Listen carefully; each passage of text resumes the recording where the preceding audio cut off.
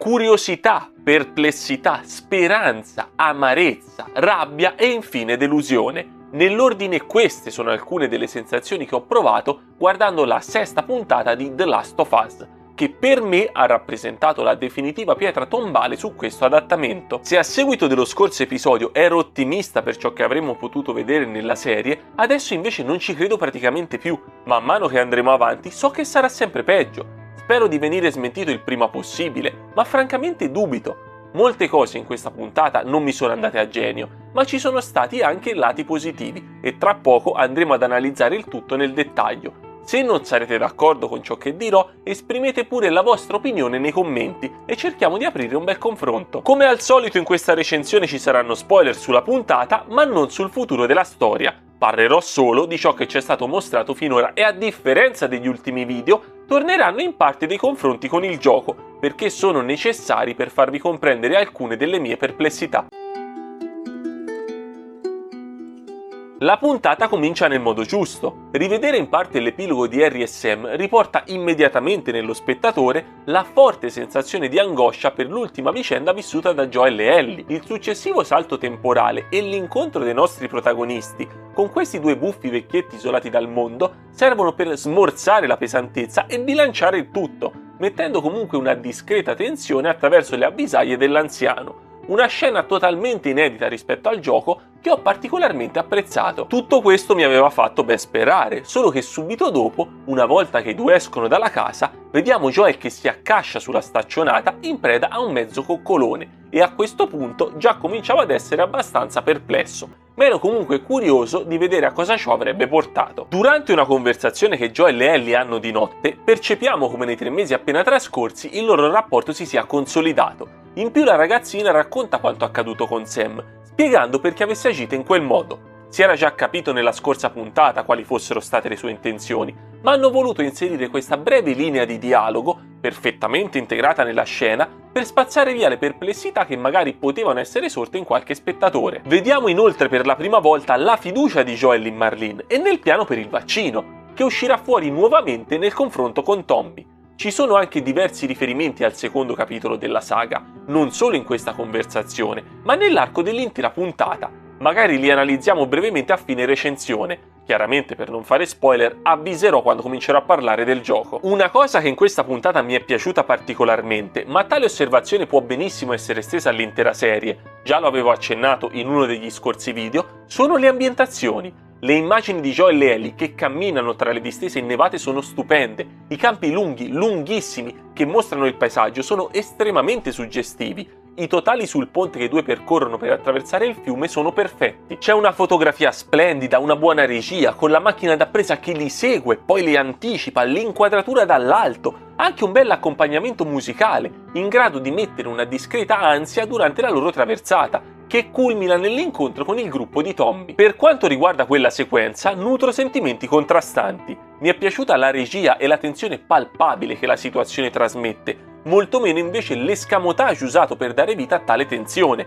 Non capisco perché se Ellie risulta infetta al controllo dei macchinari non venga attaccata dal cane, ma è una cosa che può starci, me la accollo. A lasciarmi interdetto è stata la reazione di Joel, o meglio la sua mancata reazione, visto che si limita a stare fermo in preda alla paura. Successivamente nell'episodio capiamo il perché del suo comportamento, ma queste scelte sul personaggio mi lasciano veramente perplesso. A breve vi spiegherò nel dettaglio. Capisco anche che l'unico modo per Joel e Ellie di uscire vivi da quella situazione fosse che il cane non riconoscesse la ragazzina come infetta, perché al minimo movimento sarebbero stati sparati, ma in questo modo la reazione di Joel non arriva minimamente a convincermi. Quindi in conclusione ritengo sarebbe stato meglio gestire l'incontro in modo differente, senza la presenza dell'animale, almeno considerando ciò che io avrei voluto vedere. Invece per ciò che gli autori volevano trasmettere è stato perfetto così. Arriviamo quindi a Jackson, la città dove si trova Tommy. Nel gioco non entriamo mai nel posto, incontriamo il fratello di Joel con il suo gruppo alla diga alle prese con alcuni problemi con l'elettricità e vediamo Jackson solo dall'esterno per qualche breve istante. Nella serie invece la città viene ampiamente mostrata e appare molto simile a quella presente nel secondo capitolo. Vedere come un gruppo di persone sia riuscito a costruire un posto così funzionante all'interno di un mondo del genere,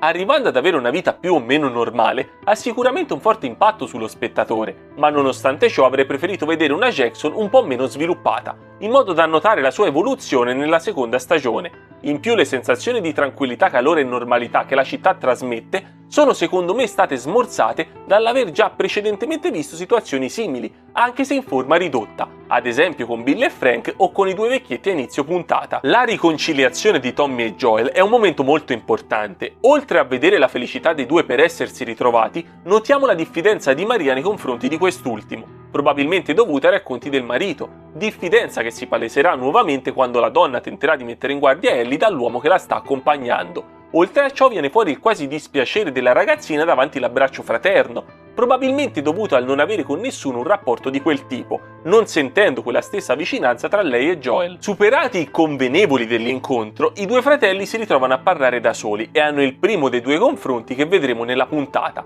Ho trovato perfetto il loro dialogo, che culmina in un vero e proprio litigio. Viene fuori tutto il risentimento di Joel nei confronti di Tommy per non essersi più fatto sentire e per non avergli raccontato di Jackson, come se lui potesse rappresentare un pericolo per la città. E sebbene le motivazioni possano in qualche modo essere condivise, è normale venga imposto il silenzio radio per difendere un posto del genere, pensare di aver percorso tutta quella strada, con i pericoli del caso, mentre quella era al sicuro in città con la moglie, non è facilmente digeribile per Joel, a maggior ragione se consideriamo che mentre Tommy costruiva la sua nuova vita, lui per raggiungerlo ha perso quel poco che aveva. Non scordiamoci che la morte di Tess parte proprio dalla ricerca della batteria per andare da Tommy, quindi ritengo che il comportamento di Joel sia perfettamente condivisibile ed è stato portato su schermo nel miglior modo possibile. Tutto bellissimo, più o meno, se non fosse che dopo questa scena Joel esce dal locale, si accascia su un palo preso nuovamente da un coccolone, nota una ragazza con i capelli di Sara e crede di rivedere la figlia. Arriva addirittura a muovere qualche passo verso di lei. Difficilmente avrei potuto pensare un modo più brutto, perché questo è proprio brutto, non ci sono altre parole per definirlo, e didascalico per far capire come Joel pensi ancora continuamente a Sara. E la situazione di certo non migliora quando scopriamo cosa gli stia realmente succedendo. Durante il suo secondo dialogo con Tommy escono fuori tutte le debolezze di Joel. Vediamo un uomo fortemente segnato da un disturbo di stress post-traumatico, stremato da questo viaggio, durante il quale è arrivato a rendersi conto quanto ormai sia debole. Come ripeto fin dalla recensione della seconda puntata, sto Joel è una pippa e anche lui ne è perfettamente consapevole. Adesso fermiamoci un attimo e andiamo con ordine, perché per farvi capire alcune cose c'è da fare un confronto approfondito con il gioco. Nell'opera originale, arrivati a questo punto, Joel e Ellie sembrano essersi avvicinati, ma nonostante questo lui vuole liberarsene alla prima occasione scaricandola al fratello. Ma non perché si sente debole e pensa di non essere in grado di portare a termine il suo compito, bensì perché si rende conto di come il loro rapporto si stia rafforzando e lui non vuole che accada, non vuole avere legami, perché è ancora profondamente segnato dalla perdita di Sara. Racconta Ellie che con il fratello sarebbe più al sicuro, ma è solo una scusa e la ragazzina lo sa benissimo. Il cardine di The Last of Us è proprio la progressiva costruzione del rapporto tra Ellie e Joel, ostacolato dai traumi passati dell'uomo, e nella serie non è così.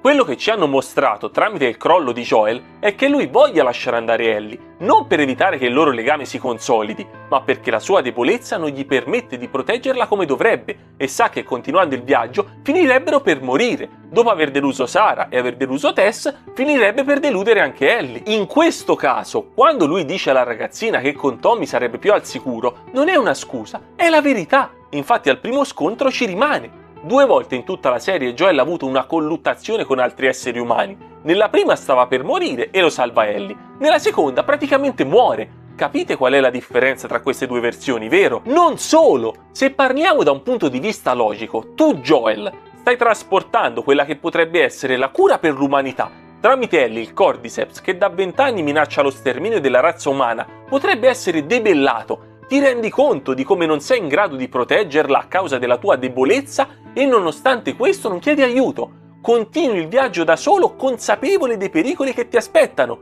Sei completamente pazzo, non ha il minimo senso. Almeno ormai che siete lì, se proprio non vuoi separarti da lei, fai venire anche Tommy. E non esiste che Joel eviti di coinvolgere il fratello per non metterlo in pericolo. Stiamo parlando della cura dell'umanità, è un fine superiore. Sta ragazzina va portata a destinazione, punto. Tutte queste illogicità nel gioco non c'erano semplicemente perché Joel era forte, era in grado di eseguire questo compito. L'ostacolo per il viaggio era il trauma di Sarah, non la sua debolezza fisica. E la cosa ancora più grave è che questo trauma all'interno della serie non è stato così presente, o meglio, non ha influenzato così tanto la crescita del rapporto tra lui e Ellie. Durante queste 6 puntate non ho personalmente mai avvertito la ferma volontà da parte di Joel di non volersi legare alla ragazzina. Ogni volta che era duro con lei per qualche motivo, dopo un paio di scene si comportava in modo totalmente differente. Probabilmente hanno fatto così perché non c'era il tempo materiale per rappresentare il rapporto in altro modo. Alla fine di questa puntata i due si comportano praticamente da padre e figlia, e se andiamo ad analizzare il minutaggio investito per approfondire il loro legame, non è che sia poi molto. Si incontrano alla fine della prima puntata. Nella seconda, nonostante qualche interazione tra i due, l'episodio è tutto giustamente incentrato sul raggiungimento del palazzo del governo. Nella terza restano ai margini in favore della storia di Bill e Frank, cominciano ad essere più vicini alla fine della quarta, quando Joel ride ad una delle battute di Ellie prima di dormire. Nella quinta ci sono Harry e Sam e nella sesta sono praticamente padre e figlia. Già così risulta tutto estremamente accelerato. Se ci mettevano di mezzo pure una resistenza maggiore da parte di Joel, non se ne usciva proprio, ma così si è andati a perdere completamente il significato della storia. Secondo me il rapporto tra i due, che a questo punto ha raggiunto il suo culmine, non è stato assolutamente ben costruito, e a ciò ha contribuito anche la quasi totale assenza di scontri. Nel gioco il loro continuo rischiare la vita tra infetti e banditi era fondamentale per la crescita del legame. Arrivavano ad essere così uniti e a fidarsi ciecamente l'uno dell'altra proprio grazie al continuo superare pericoli insieme, e nella serie tutto questo manca terribilmente. Sembra quasi abbiano adottato, come dicono in Boris, la strategia del Lodimo. Odimo? Che vuol dire Odimo? Odimo, René. C'è da inserire una cosa, ma non c'è tempo, non c'è budget, non si sa come integrarla. Qual è la soluzione? Che famo? L'Odimo! I vecchietti all'inizio parlano della scia di cadaveri lasciata dagli uomini di Tommy per scoraggiare gli avventori, e lungo il fiume della morte non ve n'è traccia. Raccontano la situazione di Cody, Laramie e Wind River, ma mica ce le mostrano. Uno del gruppo di Tommy, prima di controllarli con il cane, dice: «Col cavolo che da ste parti non ci sono infetti, ma noi non ne vediamo l'ombra». Tommy parla di come la strada fino all'università in Colorado sia messa male, tra infetti e banditi, ci vuole una settimana a cavallo, poi Joel e Ellie ci mettono 5 giorni senza il minimo problema. Questo episodio è stato il perfetto esempio della strategia del Lodimo. In più, visto che Joel e Ellie sono totalmente differenti dalle loro controparti videoludiche e hanno anche vissuto cose diverse, non ha alcun senso in alcune circostanze ripetano le stesse battute e si comportino nello stesso modo del gioco. È successo tante volte, ad esempio quando entrano a Jackson e la ragazzina non vorrebbe separarsi dal compagno, esattamente come accadeva nell'opera originale, ma mentre lì tale comportamento veniva giustificato dalla situazione di pericolo, qui è apparso molto più insensato, come il suo chiedere di riavere la pistola mentre mangia. Comunque nello specifico vorrei soffermarmi sul dialogo che i due hanno nella camera di Ellie. Non è vero, come lei stessa dice, che con qualcun altro sarebbe solo più spaventata, perché con il suo attuale accompagnatore non è mai stata al sicuro, neanche ha avuto prova, e sinceramente non capisco perché questo Joel non le spieghi come non sia fisicamente in grado di portare a termine il viaggio. Ellie glielo chiede, gli chiede di cosa abbia paura, e lui sta lì, fermo, senza dire una parola, ad aspettare che quella attacchi a parlare di Sarah. Sembra quasi una persona differente rispetto a quella che poco fa era crollata davanti Tommy, perché queste erano le battute del Joel del gioco, non di questo. Almeno la recitazione di Pascal è lodevole, si nota l'indurimento del volto non appena viene nominata la figlia. La sua interpretazione è stata tra le cose migliori della puntata. Il problema non è assolutamente lui, ma il modo in cui è stato scritto il personaggio. Anche Bella Ramsey non se l'è cavata poi male. Vi ricordate quando prima dicevo che per mostrare come Joel pensi ancora a Sarah non poteva esserci niente di peggio della scena fuori dal locale? Mi sbagliavo, perché dopo la discussione con Ellie, ecco che lo vediamo sedersi sul letto e pensare alla figlia mentre facevano insieme l'albero di Natale. Non so più che dire, mancava solo la musica neomelodica, era la perfetta scena di un videoclip. Quella sequenza è il simbolo del problema più grande di questo adattamento. Per rendere la serie fruibile alla fascia di pubblico più ampia possibile, hanno rimosso tutta l'autorialità, l'attenzione particolari, la minuziosa costruzione dei personaggi, per ridurre il tutto al banale e didascalico. Il Joel del gioco era infinitamente più sfaccettato, con una personalità semplice ma ben costruita, non scontata. Qui invece lo spettatore viene imboccato con una sequela di banalità disarmanti, e vedere un prodotto come The Last of Us ridotto a questo mi fa veramente tanto male. Per mostrare come Joel fosse ancora profondamente scosso dalla morte di Sarah, oltre ai suoi comportamenti, nel gioco era stato adottato uno stratagemma assolutamente non complesso ma funzionale al massimo. Una fotografia che spunta fuori proprio quando raggiunge Tommy. Il suo rifiutare quell'immagine proposta dal fratello mostra come Joel ancora rinneghi ciò che è successo, e quando poi accetterà quella stessa fotografia da Ellie è simbolicamente il suo superamento del lutto. Così The Last of Us mette in scena determinate cose, non con i flashback sul Natale e la ragazza con i capelli simili. È una pochezza allucinante. Arriviamo quindi al finale. C'è poco da dire, anche in questo caso si sono resi conto di quanto il tempo scarseggiasse e hanno tirato via. Siamo a 50 minuti, ne abbiamo altri 5 per far finire Joel ferito. Che ci inventiamo? Boh, fai una cosa, piglia 4 barboni. Chi ci abbiamo? Chi c'è rimasto? I truccatori? Perfetto, mettigli due stracci, non diamogli neanche pistole, fa che c'hanno un paio di mazze, mettili lì che passano tutti insieme. Joel si piglia a pizzico uno che non si sa perché si sia separato dal gruppo, finisce infilzato e sa che ti dico, fai pure che come un pirla si leva il corpo contundente dalla pancia, così si dissangua prima. Una scena, quella dello scontro, fatta veramente male e totalmente anticlimatica. Perfetta summa della mediocrità di questa serie. Concludo qui la recensione. Ho cercato di essere il più esaustivo possibile su tutto ciò che è stato trattato nella puntata, per farvi capire al meglio il mio punto di vista. Adesso spenderò 2 parole sui riferimenti che ci sono stati al secondo gioco, quindi nel caso non conosciate The Last of Us parte 2 e anche parte 1, stoppate il video qui. Allora, penso che le strizzatine d'occhio, se così vogliamo chiamarle, al secondo capitolo siano state almeno 4 palesi. Dina, che vediamo osservare Ellie mentre quella sta mangiando e poi correre via, un piccolo Shimmer, il futuro cavallo di Ellie, la fantasia della ragazzina sul voler andare sulla luna, che si ricollega al compleanno che trascorrerà con Joel nel museo,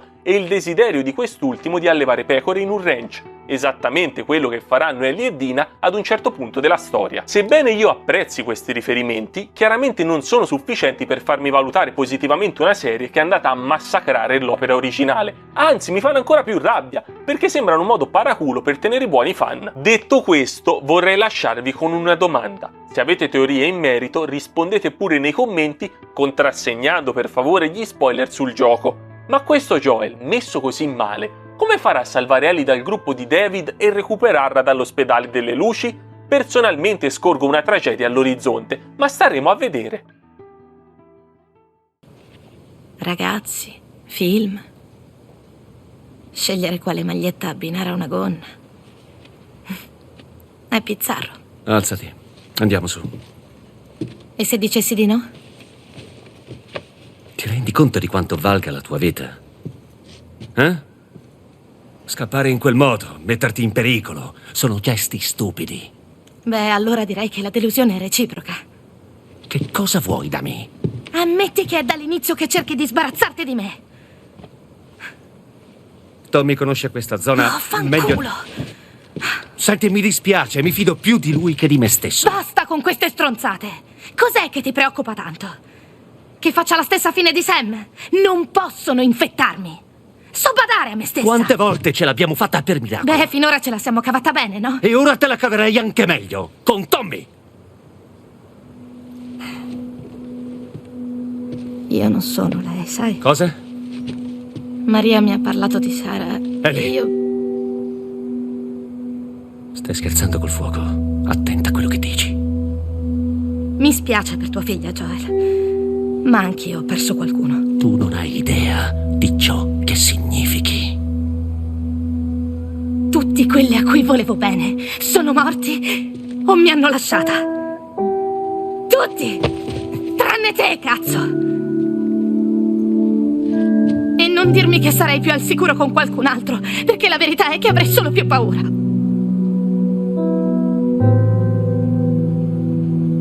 Hai ragione. Tu non sei mia figlia. E io non sono tuo padre. E ognuno andrà per la sua strada. State pronti, non siamo soli.